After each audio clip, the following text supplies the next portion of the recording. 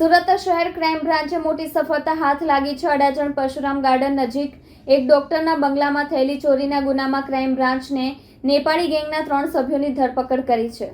સુરતના અડાજણમાં પરશુરામ ગાર્ડન નજીક એક ડોક્ટરના બંગલામાં ચોરી કરનાર નેપાળી ગેંગના 3 સભ્યોની ક્રાઇમ બ્રાન્ચે ધરપકડ કરી છે। ડોક્ટર અને તેમનો પરિવાર દિવાળી માટે રાજસ્થાનમાં વેકેશન પર હતા ત્યારે ચોરો તેમના ઘરમાં ઘૂસી ગયા હતા। અડાજણના પરશુરામ ગાર્ડન રોડ પર રણછોડ પાર્ક સોસાયટીમાં એક બંગલામાં રહેતા doctor Rajesh Shashidhar Trivedi Gujarat gas circle Muktanand society પાસે આવેલી આસ્થા હોસ્પિટલમાં કામ કરે છે। 23 ઓક્ટોબરના રોજ ત્રિવેદી પરિવાર દિવાળીની રજાઓ માટે રાજસ્થાનના જોધપુર ગયો હતો। જોધપુર હતા ત્યારે તેમના ઘરમાં સીસીટીવી કેમેરા સિસ્ટમમાંથી તેમના મોબાઈલ ફોન પર એક ચેતવણી સંદેશ મળ્યો।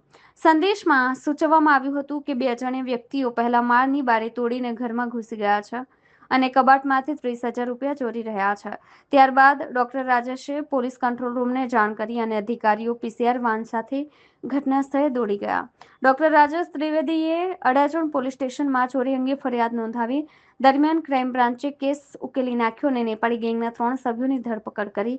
ભૂપિન્દ્ર પ્રેમસિંહ સરકી, રોશન હરેશ સરકી અને સૌરભ રમેશ કનોજિયા તેમને અમરોલી અને પાલનપુર ઉગત રોડ પરથી ધરપકડ કરવામાં આવી હતી। કેમેરામેન હકીમ શેખ સાથે વસીમ હાસમીનો રિપોર્ટ, આઝાદ ન્યૂઝ, સુરત।